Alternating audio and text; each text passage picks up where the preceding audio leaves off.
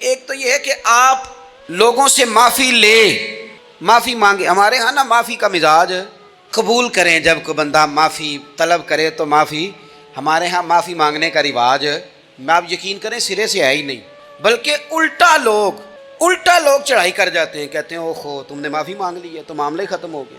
اور جو آدمی، میں بڑے زمانے سے کہہ رہا ہوں کہ میرے ملک میں ایک رواج بنتا جا رہا ہے، جس کی زبان جتنی زیادہ سخت ہوتی ہے اس کا عروج اتنا زیادہ ہوتا ہے. جو تھوڑا سا شرافت کا مظاہرہ کرے لوگ اسے بزدل سمجھ لیتے ہیں. عزیز بھائیوں، اپنی زندگی میں معافی مانگنے کا مزاج بنائیں. آپ طلب کریں کہ یار مجھ سے غلطی ہو گئی، میں انسان ہوں. آپ یقین کریں ڈھیر سارے لوگ ہیں جن کے ذمہ ڈھیروں معافیاں ہیں، لیکن ان کا مزاج نہیں، ان کی طبیعت نہیں، ان کا تکبر آڑے آ گیا ہے. اور میرے نبی پاک صلی اللہ تعالیٰ علیہ وآلہ وسلم نے فرمایا تھا یہیں بدلہ دے دو کسی کا دینا ہے تو، یہیں معافی لے لو یہیں. ورنہ فرمایا یاد رکھنا قیامت کے دن تو اس طرح ہوگا کہ اگر سینگ والی بکری نے بغیر سینگ والی بکری کو مارا ہوگا اسے بھی قیامت میں بدلہ دینا پڑے گا. یہی معافی تلافی لے لو یہی. تو ہمارے ہاں مزاج نہیں، مزاج بنائیں نا آپ، معافی کا مزاج بنائیں. رسمی ویسے معافیاں مانگتے ہیں، آج پہ جا رہا ہوں بھائی اگر کوئی ہو گئی تو معاف کر دینا، یہ تو رسم ہے، تو بڑی دنیا ادا کرتی.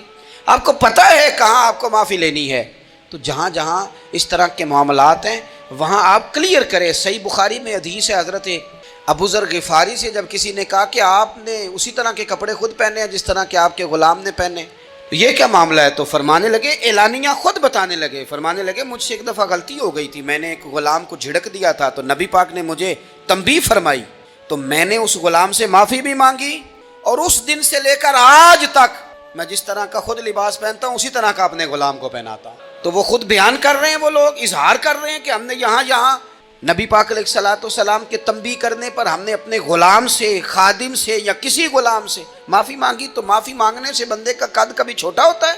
میرے نبی پاک علیہ السلام نے فرمایا جو معافی مانگ لے اللہ تو اس کی عزت میں اضافہ کر دیا کرتا ہے.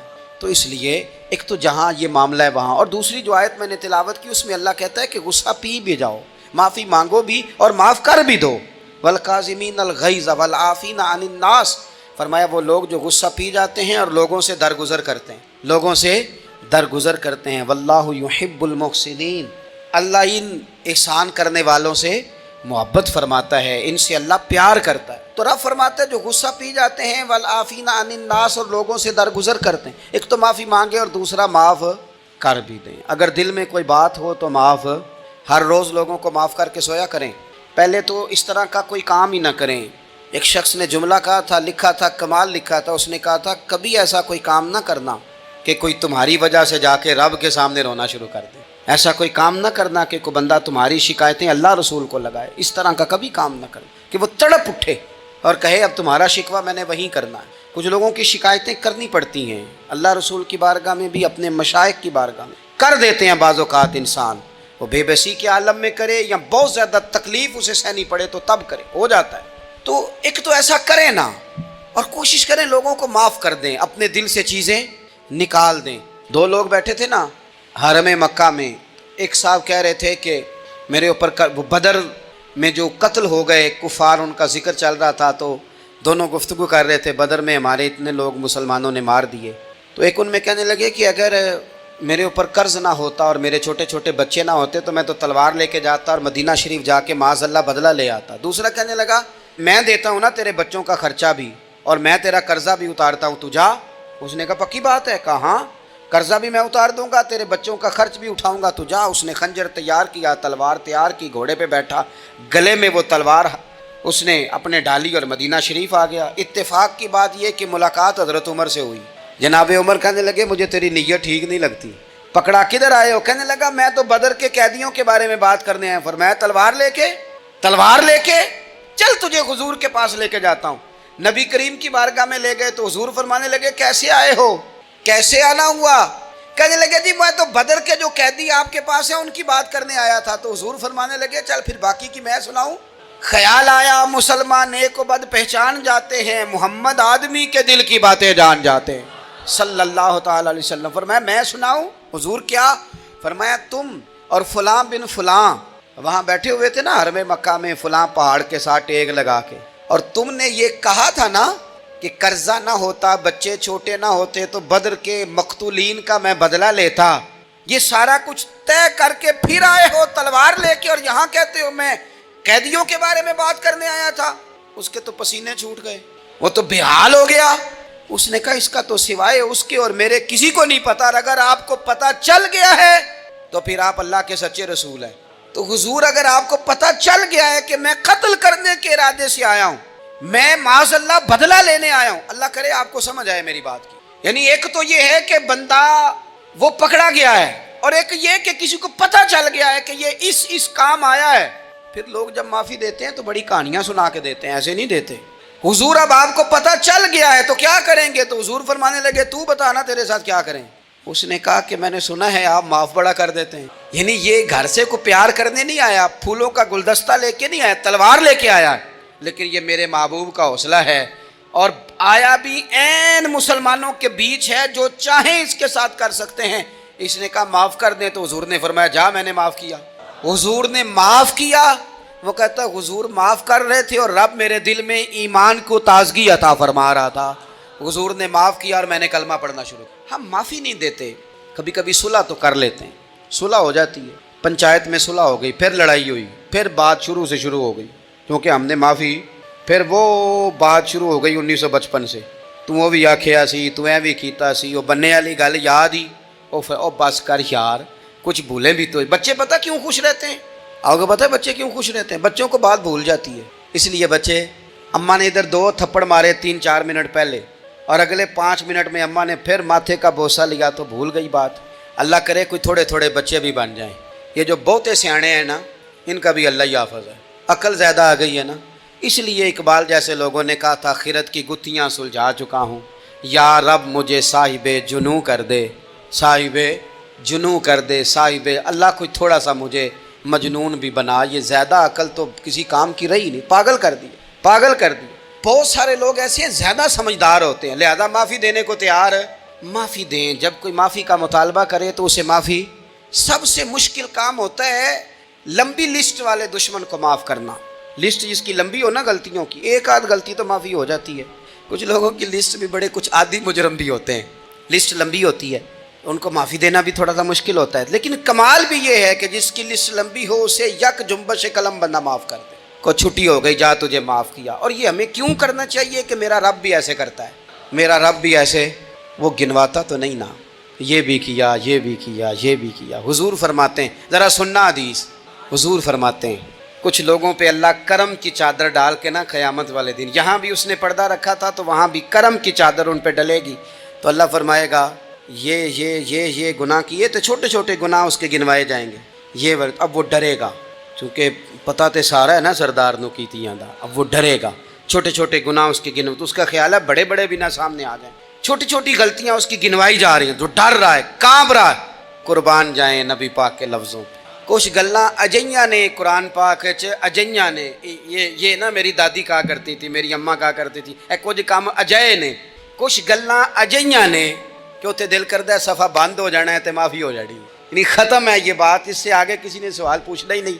چھوٹے چھوٹے گناہوں کا اللہ تذکرہ فرمائیں، یہ کیا یہ کیا یہ کیا، یا اللہ ہو گیا۔ اب بندہ ڈر رہا ہے کہ بڑے بڑے بھی سامنے آ جائیں گے، لیکن چھوٹے گناہوں پہ ہی فل سٹاپ لگا کے نا، تو رب فرمائے گا یہ جو تیرے گناہ ہیں نا، اس کے بدلے تجھے نیکیاں دی جا رہی ہیں، تو نے سچی توبہ کی تھی تو ان گناہوں کو بدل کے نیکیاں بنایا جا رہی ہیں۔ پہلے ڈر رہا تھا، حضور فرماتے ہیں اب فٹافٹ بول پڑا، کہنے لگا یا اللہ میں نے تو بڑے بڑے بھی کیے ہیں، یعنی اگر چھوٹوں کی نیکیاں بن گئی ہے تو وہ پاپ کدھر ہیں، بڑے بڑے وہ میرے کدھر ہیں۔ کریم یہ بات کر رہے ہیں اور صحابہ رو رہے ہیں، میں نے تو بڑے بڑے بھی کیے ہیں، بڑے بڑے کدھر ہیں۔ اللہ تعالیٰ بندوں کو معاف فرماتا ہے، رب اپنے بندوں کو وہ معاف کرتا ہے۔ اگر اللہ معاف نہ کرے تو جتنے جرم ہمارے رب کو ہمارا پتہ ہے، بتاؤ سویرے روٹی ملے، سانس ملے، شعور قائم رہے، جب مالک اتنا معاف کرتا ہے تو ہم اس کے بندوں کو کیوں نہیں معاف کرتے؟ کر دیں معاف۔ پکے لوگ کھڑے تھے، پکے دشمن کھڑے تھے فتح مکہ کے دن حضور کے سامنے، اور کچھ لوگ ایسے ہوتے ہیں جن سے امید نہیں ہوتی، اپنے ہوتے ہیں کہ یہ والا جملہ، اور بندہ کہتا ہے یار تجھے تو نہیں نہ کہنا چاہیے تھا، کوئی اور کہتا مجھے، کہتے ہیں۔ یہ نہ سمجھیں کہ لوگ کہتے نہیں، کہنے والے، یہ بات ہی آپ چھوڑ دیں کہ کوئی آپ کو کچھ کہے گا نہیں، یہ چھوڑ دیں۔ مخلوق تو اس طرح کی بات ڈھونڈ کے لاتی ہے کہ انسان پریشان ہو جاتا ہے کہ یار میں یہ کر سکتا تھا، میں نے کیا نہیں، اور جو میں نے کیا نہیں وہ تو نے میرے کھاتے ڈال دیا ہے۔ ایسے لوگ سامنے کھڑے ہو گئے فتح مکہ کے دن کہ جن کے چہروں سے ان کی زیادتیاں عیاں ہو رہی، ان کے ظلم چھلک رہے تھے چہروں سے، حضور کے سامنے کھڑے ہیں، کانٹے بچھانے والے بھی، روڑے مارنے والے بھی، گلے میں رسیاں ڈال سارے کھڑے ہیں۔ حضور نے فرمایا بتاؤ تمہارے ساتھ کیا سلوک کروں؟ انہوں نے کہا آپ کریم ہیں۔ تو حضور نے پتہ کیا کہا؟ قرآن پاک میں ایک سورہ یوسف ہے، کچھ لوگوں کو لفظ قصہ بھی بڑا برا لگتا ہے، تو اللہ فرماتے ہیں نحن نقص علیک احسن القصص، محبوب ہم آپ کو ایک سونا قصہ سنانے لگے ہیں۔ اس کو اللہ نے قصہ کہا، سونا قصہ، سورہ یوسف کو۔ تو سورہ یوسف کیا ہے بھلا؟ ذرا انداز دیکھیے سورہ یوسف کا۔ پہلے حضرت یوسف لاڈلے ہیں باپ کے، لاڈلے، پھر اسی جناب یوسف کے منہ پہ تماچے ہیں، پھر وہی جناب یوسف کنویں میں ہیں، پھر کنویں سے بچ گئے، کنویں میں گرا بھی بندہ کبھی بچتا ہے، بچ گئے، اللہ کی شان ہو تو بچ جاتا ہے، بچ گئے۔ فرماتے ہیں میں نے سمجھا بچ گیا ہوں، جب بچ گیا تو بڑی تکلیف ہوئی۔ بھائیوں نے کہا ہمارا غلام ہے، ہم نے بیچنا ہے، سگے بھائیوں نے بیچا، جو باپ کی طرف سے سگے تھے بیچا۔ فرماتے ہیں میں بکا، اب بڑا پریشان تھا کہ یار کبھی آپ غور کریں نا کسی کا ریٹ لگ جائے۔ فرماتے ہیں اب بڑا پریشان تھا، اور جب میں مصر میں گیا تو میں کونے میں کھڑا ہوں اور لوگ مجھے خرید رہے ہیں۔ محبت میں یہ قصہ سنانا تو آسان ہے کہ بی بی اٹی لے کے آ گئی تھی، پر جو بیچ رہا ہے اس کا بھی تو حال دیکھو نا کیا ہے، اس کا ریٹ لگ رہا ہے، یہ بھی تو بڑی۔ اور جناب یوسف کہتے ہیں پھر عزیز مصر نے خرید لیا تو بادشاہ کے گھر گیا تو کچھ سکھ کا سانس آیا۔ یہ حضرت یوسف ہیں، یہ لاڈلے ہیں۔ فرماتے ہیں سکھ کا سانس لیا ہی تھا کہ جناب زلیخا نے الزام لگایا، اور وہ غلطی معاذ اللہ جس کا تصور بھی نہیں، اس کی پاداش میں سالوں جیل کاٹا۔ لیکن خدا کی حکمت ہے نا، اللہ کا کرم ہے نا، جس ملک کے وہ قیدی تھے رب نے اسی ملک کا حکمران بھی بنا دیا۔ یہ اللہ کی حکمت ہے نا، تقاضے ہیں نا۔ صبح کے تخت نشین شام کے مجرم ٹھہرے، ہم نے پل بھر میں نصیبوں کو بدلتے دیکھا، وہ جو چاہے جب چاہے کر دے۔ تو جب وہی بھائی مجبور ہو کر سوالی بن کر سامنے آئے ہیں، پتہ کیا ہوتا ہے، بندہ معاف کر دیتا ہے، بہت سارے لوگ معاف کرتے ہیں، پر کہانیاں سنا کے پتہ جے نا ادو کی آکھیا ساجے، پتہ جے نا ادو کی کیتا ساجے، پھر پتہ جے نا تسی اے بھی آندے سو، یہ ساری کہانیاں سنا کے۔ لیکن حضرت یوسف کے سامنے کھڑے ہو گئے، جناب یوسف نے بات چھیڑی کوئی نہیں، فرمایا تم سے بات ہی کوئی کرنی، جاؤ تمہیں سارا کچھ معاف کیا۔ اب جب یہ لوگ مکے والے حضور کے سامنے کھڑے، اس طرح معافی دینی چاہیے۔ یہ جب سامنے کھڑے ہوئے تو حضور نے فرمایا پتہ تمہارے ساتھ کیا سلوک کرنے والا ہوں؟ کہا حضور نہیں۔ فرمایا وہی جو جناب یوسف نے بھائیوں کے ساتھ کیا تھا، پچھلا صفحہ پلٹنا ہی کوئی نہیں، جاؤ تمہیں معاف کیا، جاؤ تمہیں معاف کیا، جاؤ تمہیں معاف کیا۔ اور صرف معاف نہیں کیا، ساتھ عزت بھی دی۔ سب سے زیادہ مقابلے تو حضرت ابو سفیان نے کیے تھے نا، آخر تک وہ آئے تھے، آج وہ کلمہ پڑھ رہے ہیں، سردار ہیں، کلمہ پڑھ رہے ہیں۔ تو نبی پاک نے صرف معافی نہیں دی، عزت بھی دی۔ فرمایا جناب ابو سفیان چونکہ اب مسلمان ہو گئے ہیں، میں سب کو معاف کرتا ہوں، جو اپنا اندر سے دروازہ بند کر لے اسے بھی معاف کرتا ہوں، اور جو ابو سفیان کی حویلی میں آ جائے اسے بھی معاف کر دوں گا۔ تو ابو سفیان وہ کہتے ہیں میں حیران ہی ہو گیا کہ اتنی بڑی بات، معافی بھی دی اور ساتھ عزت بھی دی۔ تو آج جو سبق آپ کی خدمت میں نے عرض کیا ہے، اس کو آپ امید ہے یاد رکھیں گے۔ ایک تو یہ کہ معافی مانگ لیں، اگر کسی جگہ ہمارا معافی مانگنا اگر ہم سمجھتے ہیں، ہمارا دل ضمیر گواہی دیتا ہے کہ مجھے معافی مانگنی چاہیے تو معافی مانگیں۔ اور دوسرا پھر معافی دیں بھی، اور معافی دیں، سیاسی صلح نہ کریں، معافی دیں تو پھر واقعی دیں، دل سے دیں۔